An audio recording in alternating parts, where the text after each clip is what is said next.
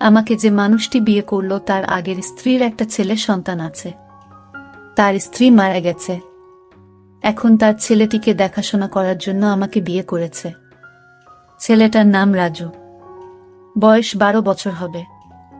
আমিও জেনেই বিয়ে করেছিলাম। আমার স্বামী আমায় বিয়ে করেছিল তার কারণ তার ছেলে রাজুকে দেখাশোনা করার জন্য। কিন্তু রাজু ছেলেটি আমার দিকে খারাপ দৃষ্টিতে চেয়ে থাকত। আমি বুঝতে পারতাম সে আমার কাছে কি চায়। একদিন স্বামী একটা কাজের শহরে চলে গেলেন, আর এর মধ্যে বাড়িতে কেউ ছিল না। রাতে রাজু বলল, মা, আমি আমার রুমে একা ঘুমাতে পারবো না। অথচ তার বাবা বাড়িতে থাকতে সে তার নিজের রুমে ঘুমাতো। আমার রুমে ঘুমানোর জন্য আমার প্রতি রাতে বলতো। আমার আসল মা বেঁচে থাকলে আমাকে না করতে পারত না। তুমি মুখে মুখে না করে দিলে এসব বলে কান্না করতে লাগলো। আমি বলেছিলাম, এখন তুমি বড় হয়েছ, তোমার আলাদা রুমে ঘুমাতে যাওয়া উচিত। রাজু মাঝে মাঝে আবদার করত আমি যেন তাকে গোসল করিয়ে দেয়। একদিন তার কান্না দেখে এবং কেন আমার রুমে ঘুমাতে চায় এই বিষয়টা জানার জন্য আমি বললাম, ঠিক আছে, তুমি আজ আমার রুমে থাকবে।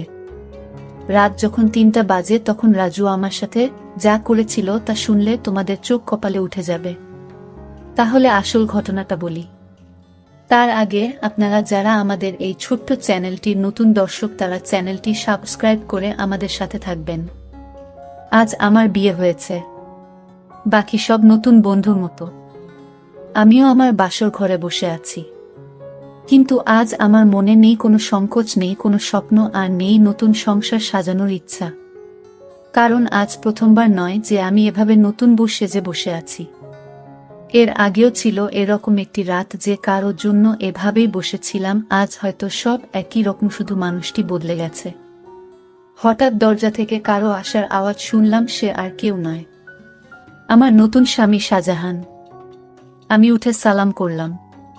শাহজাহান বলল, সালাম করা লাগবে না, বরং আপনি বিছানায় শুয়ে পড়ুন। আমিও সোফায় শুয়ে পড়ি। সালমা বলল, না না, আপনি বিছানায় ঘুমান, আমি সোফায় থাকতে পারবো। শাহজাহান বলল, দেখুন, আমরা দুজনের কেউই এই বিয়ে মানি না। দুজনেরই আলাদা আলাদা কারণ আছে বিয়ে করার, কিন্তু আমরা একজন অন্যজনের সম্মান তো করি। আর আমি এরকম ব্যক্তি না জেনে আমি বিছানায় ঘুমাবে আর কোনো মেয়েকে এভাবে সোফায় কষ্ট করে ঘুমোতে দেবে। আপনি আমার স্ত্রী, তাই আপনার খেয়াল রাখা আমার দায়িত্ব।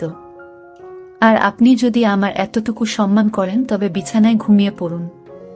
আমিও মাথা নেড়ে সম্মতি দিলাম আর বিছানায় শুয়ে পড়লাম। এবার বলি, আমাদের বিয়েটা কিভাবে হলো। মিস্টার শাহজাহান চৌধুরী শহরের অনেক বড় একজন ব্যবসায়ী। আমাদের বিয়েটা পরিবারের সম্মতিতেই হয়েছে। বলতে গেলে পরিবারের জন্যই হয়েছে। অবশ্য আমাদেরও অসম্মতি ছিল না। আজ আমরা দুজনে এক পবিত্র বন্ধনে আবদ্ধ, কিন্তু এ বন্ধন কোনো মনের জায়গা নেই। কারণ আমাদের দুজনের মনেই যে অন্য কারো নাম আগে থেকেই লেখা। মানে দুজনের মনেই অন্য কারো মায়ায় জড়িত। অন্য কারো কাছে আমাদের মন বন্ধক রয়েছে। ভাবতেই চোখ দিয়ে এক ফোঁটা জল বয়ে গেল। বিয়েটা দুজনেই করেছি, কিন্তু এই বিয়েতে কোনো ভালোবাসা নেই, শুধু রয়েছে দায়িত্ব। তা নিয়ে আমাদের বিয়ের আগেই চুক্তি হয়েছিল, উনি আমার দায়িত্ব নেবে, আর আমি উনার পরিবারের আর উনার ছেলে রাজুর, উনার মলি আপুর ছেলে। মলি আপুকে তাই তো ভাবছেন? শাহজাহান এর প্রথম স্ত্রী। তিনি এখন আর এই পৃথিবীতে নেই। 3 বছর আগে ইহকাল থেকে পরকালে প্রস্থান করেছে। বিয়ের আগে তার ছবি দেখে জানতে পারলাম সে আর আমি একই ভার্সিটিতে ছিলাম। শাহজাহান ও তার আমার সিনিয়র ছিল। শাহজাহানের সাথে কখনো দেখা না হলেও মলি আপুর সাথে প্রায়ই দেখা হতো। সরি দেখা বললে ভুল হবে, ঝগড়া হতো বলে উনি আমাকে তেমন একটা দেখতে পারতেন না। এর কারণও আছে, আমি অনেক দুষ্ট প্রকৃতির ছিলাম, আর উনার সব টাইটেল নাকি চুরি করেছিলাম তা উনি শুধু ভাবতেন। অবশ্য আজও হয়তো থাকলে আমার সঙ্গে ঝগড়া করতেন। উনার স্বামীকে চুরি করেছি বলে অপবাদও দিতেন, কিন্তু ওনার স্বামীর উপর তো আমার কোনো অধিকারই নেই, কারণ আমি উনাকে নিজের স্বামী মানতে পারিনি। বিয়েটা করেছি শুধু পরিবারের জন্য। রাজু এখন 11 বছরের ছেলে। ক্লাস 5-এ পড়ে, দেখতে একদম তার বাবার মতো। যেমন সুন্দর তেমনি মায়াবী দেখতে। বিশেষ করে তার চোখ দুটি শাহজাহানের মতো একদম। শুনেছি শাহজাহানের চোখে নাকি অনেক মায়া, কিন্তু কখনো তাকায়নি, কারণ এখন আর কারো মায়া পড়তে চাই না। একবার পরে অনেক কেঁদেছি, আর কাঁদার ইচ্ছা নেই। আর না কষ্ট সহ্য করার ক্ষমতা আছে, সব বাদ দিয়ে এখন ঘুমিয়ে পড়ি। ঘুম থেকে উঠলাম, সকালের আলো যখন চোখে এসে পড়ল, উঠে দেখি শাহজাহান এখনো ঘুমোচ্ছে, কিন্তু জানলা থেকে আসা আলো তার ঘুমে ব্যাঘাত দিচ্ছে। তাই পর্দা বন্ধ করে দিয়ে আসলাম। এসে রেডি হয়ে বাইরে চলে আসলাম। এসে দেখি আমার শাশুড়ি মা আর ভাবি আগে থেকেই উঠেছে। আরে বোমা, তুমি এত সকালে কেন? আমি বললাম, আসলে মা ঘুম ভেঙে গিয়েছিল তাই। ভাবি, তা ঠিক আছে, কিন্তু আমাদের নতুন বোমা কোনো সাজে না, না কোনো গয়না। যাও পরে আসো। ভাবি, আসলে আমার সাজা পছন্দ না। ভাবি বলল, জানি, তাই তো গতকাল নিজের বিয়েতেও সজনি। মা বলল, বিয়েটা কি তেমন ভাবে হয়েছে, নাকি তোর দেবার জন্য কিছুই করতে পারলাম না? ভাবি বলে, থাক মা, বাদ দেন। মা, আমাদের নতুন বউ তো এমনিতেই চাঁদের টুকরা, ওর সাজা গোজা লাগবে না। ভাবি, আমি বুঝি সুন্দর না, মুখ গোমরা করে মা বলল, তুইও খুবই সুন্দর, কিন্তু মা জানো, আমি ছেলে হলে ঠিকই প্রেমে পড়তাম। আমার যাটা এত সুন্দর, সবাই হাসাহাসি করত। সালমা বলল, মা আমি আপনাদের জন্য চা বানিয়ে আনি। মা বলল, আরে না, তুই বস, আমরা সব করব। সালমা বলল, মা আমার ভালো লাগে না এমনি বসে থাকলে। মা, কিন্তু সালমা প্লিজ মা। ভাবে বলল, আচ্ছা তাহলে আমি সাহায্য করি, আর সাথে অনেক গল্প করব, কেমন? সালমা আচ্ছা। সালমা চা বানালো, আর রানু ও ভাবির সাথে গল্প করল। আসলে গল্প করছিল না, শুধু শুনছিল। চা বানানো শেষে নিয়ে আসে। এসে দেখে মা, বাবা আর শাহজাহানের ভাইয়া বসে আছে। বসে বসে গল্প করছে, সবাইকে চা দিল। বাবা বলল, অনেক মজা হয়েছে, তোমার চায়ের থেকেও মজা হয়েছে। শাহজাহান, হ্যাঁ, অনেক অনেক ভালো হয়েছে। রানুকে একটু চা বানানো শিখিয়ে দিয়ে। রানু, কি এত বড় কথা, কাল থেকে 7 দিন তোমার চা বন্ধ? বাবা বলল, না না, আমি তো দুষ্টুমি করে বলেছি।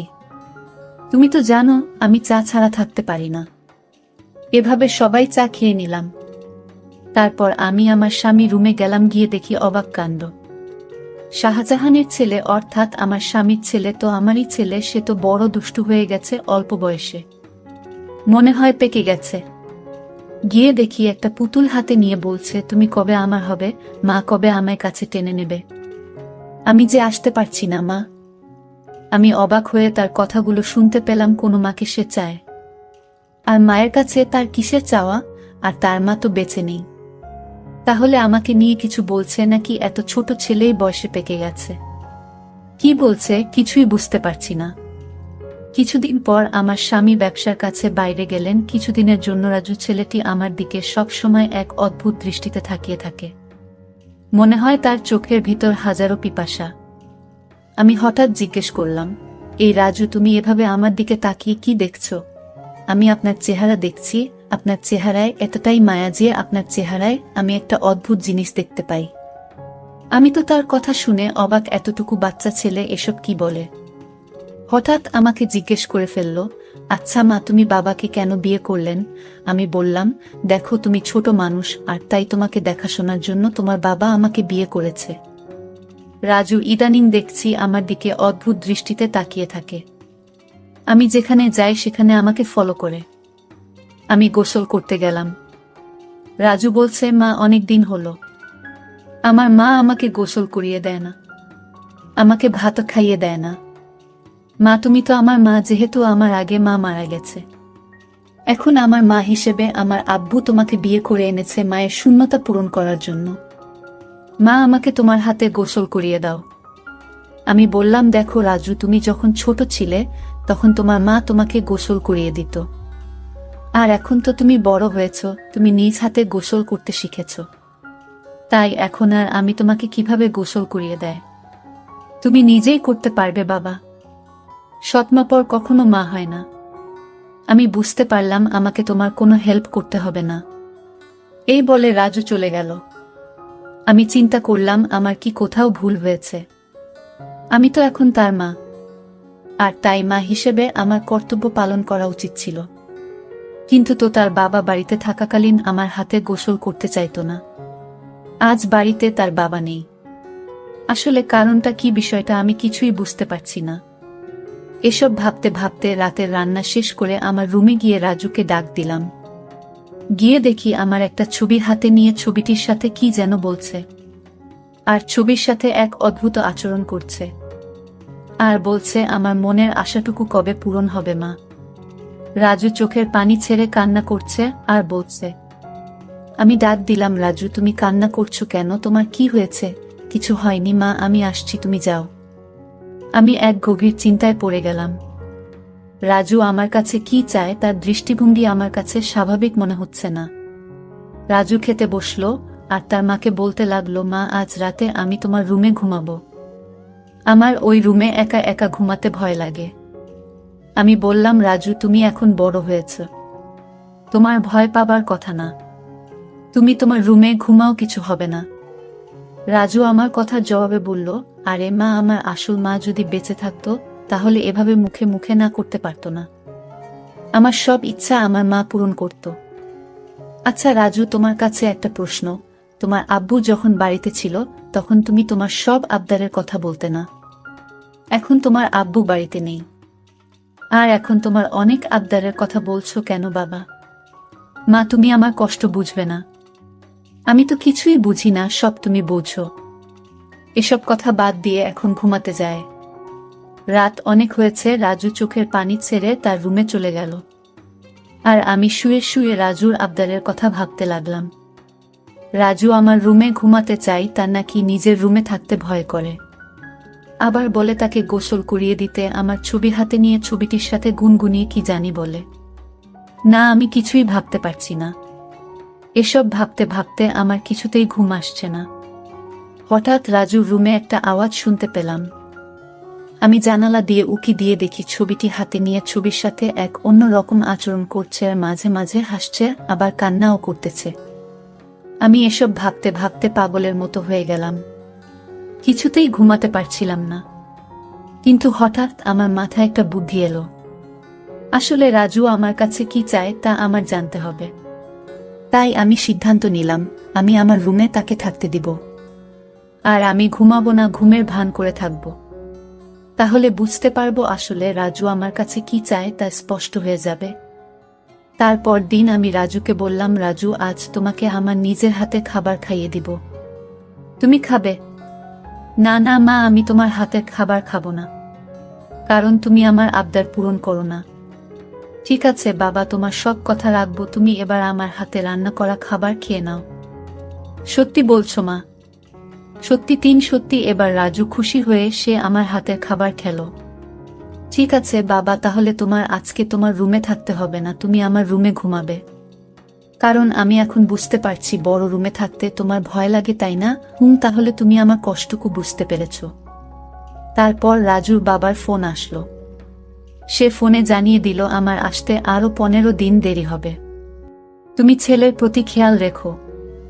আমি মনে মনে একটু খুশি হইলাম, কারণ যদি আমার স্বামী এসে পড়তো তাহলে রাজু আমার কাছে কি চায় তা হাতে নাতে ধরতে পারতাম না। ভালোই হলো। তারপর রাতের খাবার খেয়ে রাজুকে ডাক দিলাম, রাজু তুমি আমার রুমে আসো, আজ তুমি আমার রুমে ঘুমাবে। শুধু আজ নয়, যতদিন তোমার বাবা আসবে না ঠিক ততদিন পর্যন্ত, বুঝলে? লক্ষ্য করলাম রাজু অনেক খুশি হয়েছে। তারপর রাতে ডিনার করে আমি ঘুমের ভান করে শুয়ে রইলাম। এদিকে রাজু শুয়ে পড়ল। রাত যখন 3টা বাজে তখন দেখি রাজু ধীরে ধীরে বিছানা থেকে উঠে পড়ল। তারপর রাজু ভালো করে আমাকে দেখল আমি ঘুমিয়েছি কিনা। তারপর ধীরে ধীরে আমার কাপড়ের আঁচলটা বের করল, কারণ কাপড়ের আঁচলে আমার ঘরের আলমারির চাবি ছিল। আমি যেন আর না পাই, আর তাই সে ধীরে ধীরে চাবিটা আঁচল থেকে তার হাতে নিয়ে নিল। তারপর আলমারিতে থাকা তার মায়ের স্বর্ণের গহনা ছিল, আর আলমারিটা খুলে সকল স্বর্ণ অলংকার সে একটা শপিং ব্যাগে নিয়ে নিল। ব্যাগ তার রুমে নিয়ে রেখে আসলো। তারপর চাবিটা আঁচলে বেঁধে রেখে দিল। তারপর ঘুমিয়ে পড়ল। আমি ঘুম থেকে জেগে উঠি।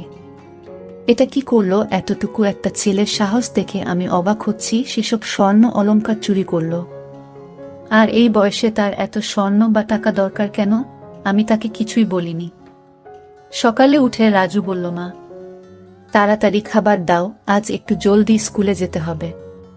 ঠিক আছে, আমি নাস্তা দিচ্ছি, খেয়ে স্কুলে যাও। সে তাড়াহুড়া করে খাবার খেয়ে ব্যাগটি নিয়ে ঘর থেকে বের হতেই আমিও তার পিছু নিলাম। তারপর দেখলাম একটা স্বর্ণের দোকানে গিয়ে স্বর্ণগুলো বিক্রি করে দিল। তারপর এই টাকাগুলো নিয়ে কবরের চারপাশে বেড়া দেওয়ার জন্য কিছু সরঞ্জাম কিনল, আর সেই সরঞ্জাম নিয়ে গেল তার আসল মায়ের কবরের পাশে। আর মায়ের কবরের চারপাশে বেড়া দিয়ে খবরটাকে সুন্দর করে তুলল, যেন গরু ছাগল যেতে না পারে। আমি রাজুর এই দৃশ্য দেখে অবাক হয়ে গেলাম। এতটুকু একটা ছেলে, মায়ের প্রতি ভালোবাসা, কিন্তু চুরি করে কেন করলো? পরে আমি রাজুকে বললাম, বাবা, আমি তোমার সব কার্যকলাপ দেখেছি, তুমি চুরি করলে কেন? মা, তুমি জানো এখন আমার মায়ের টাকা দিয়ে কিনা আমার বাবা আমার মাকে অনেক কষ্ট দিয়েছে, আর তাই আমি আমার মায়ের সম্পদ বিক্রি করে মাকে দিয়ে আসলাম। ভালো করেনি মা। বাহ রাজু, তোমার মতো সন্তান যদি প্রতিটি ঘরে ঘরে থাকতো তাহলে পৃথিবীটা অনেক সুন্দর হয়ে যেত। মায়ের প্রতি এমন ভালোবাসা দেখে আমি মুগ্ধ হলাম। সকল দর্শকদের উদ্দেশ্য করে বলতে চাই, যাদের মা বেঁচে আছে তারা খেয়াল রেখো, তাহলে দুনিয়া আখেরাতে শান্তি পাবে, সকল কাজে সফল হবে। আর হ্যাঁ, মা ছাড়া এই দুনিয়াতে আপন কেউ নেই। যার মা নেই তার এই দুনিয়াতে কেউ নেই। বন্ধুরা, আজকের গল্পটা কেমন লাগলো তা কমেন্ট করে জানাবেন। আর আপনারা কোন ধরনের গল্প পছন্দ করেন তাও কমেন্ট করে জানাবেন। সকলে ভালো থাকবেন, দেখা হবে নতুন কোনো ভিডিওতে। ভিডিওটি শেষ পর্যন্ত দেখার জন্য সবাইকে অসংখ্য অসংখ্য ধন্যবাদ।